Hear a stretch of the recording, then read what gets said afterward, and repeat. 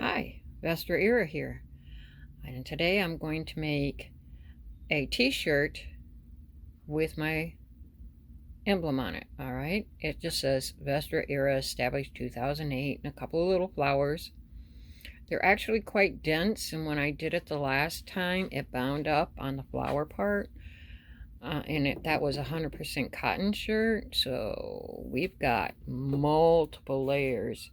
I've actually got 3 layers here, because the cutaway that I have at the moment is lightweight.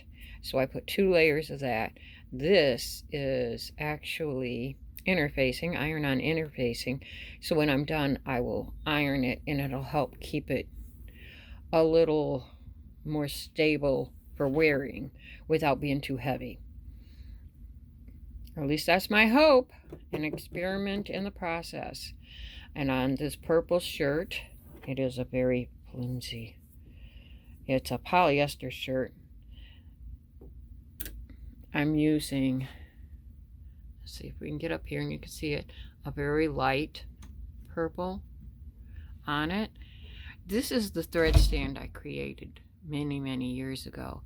I drilled little holes on the ends, and these are just 2 different size dowel rods and a wood ball that it would fit on that dowel rod, and then I drilled a small hole on that side and used wood glue, and I used a file to put niches in it, sanded them down, sealed it up, and I made one for each rack, but one is gone.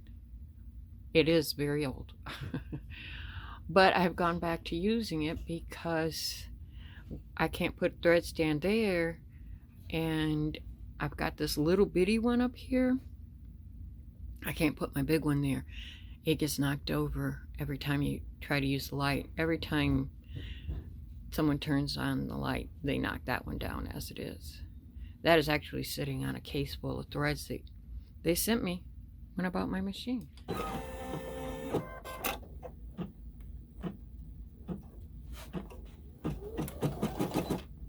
I just want to move this. It's flipping inward, and we don't want to take a chance that that'll get caught up underneath that needle. I'm going to catch it on the, I caught it on the stabilizer in the back side, and it helps pull it upward. Like this one, the problem with this one is that I'm trying to keep all this fabric back. There. So I still have some kind of on it, but between the tape, this is wrapped around from the hoop to the stabilizer. On this side, it's actually on the hoop again. Just trying to keep this fabric out of the way. We don't want another boo-boo. Let's start again.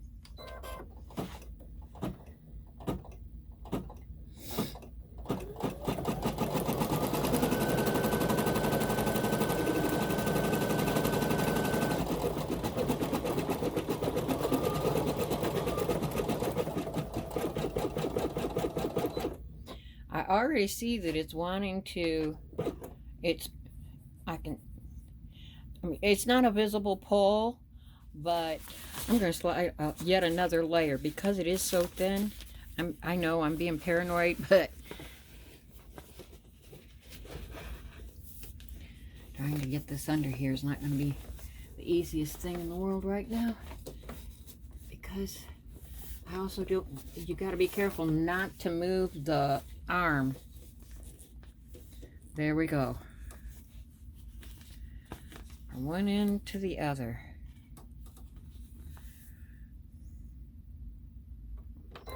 Down. We'll just play it safe.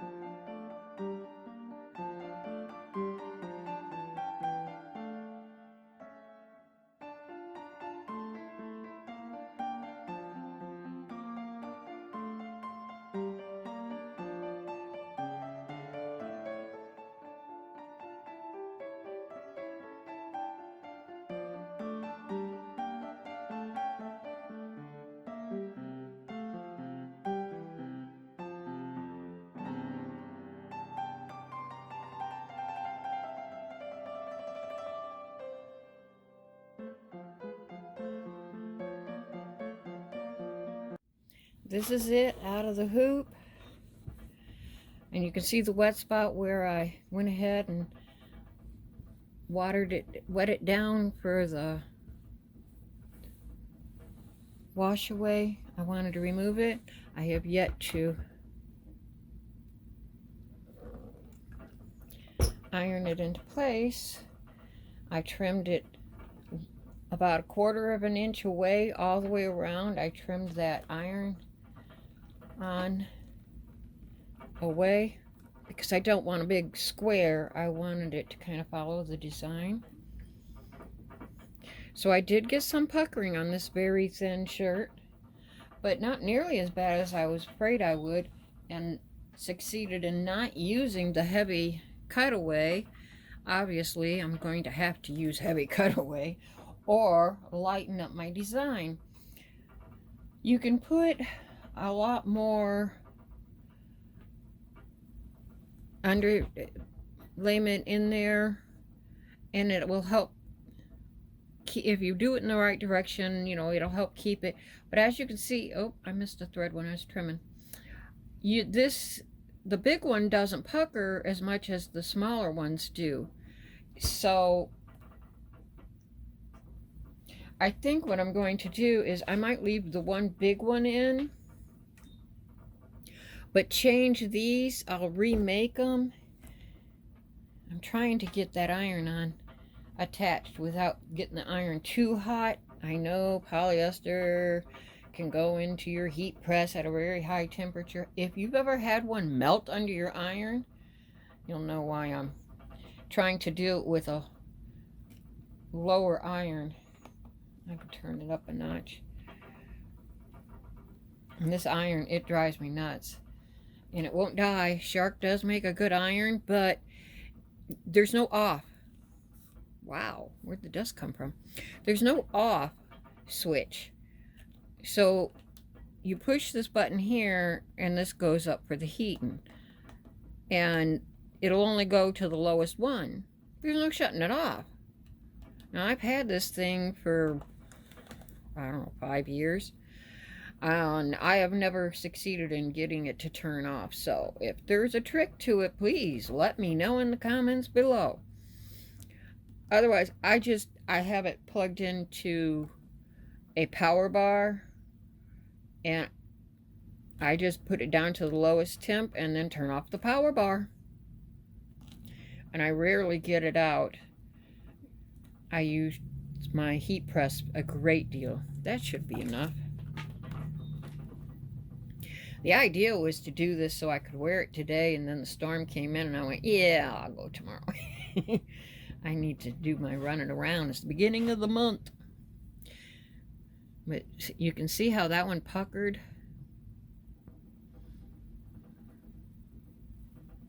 I mean, it's not horribly bad. I wouldn't do it for someone else without changing that on a lightweight shirt. If you put a heavy cutaway behind it, yes, all of this would stitch out perfect. But you would have a stiff board on your very lightweight shirt. So that is my finished shirt. Let me see if I can get it to the right angle for the camera. It's on a weird loop-de-loop thing. Thank you for joining me.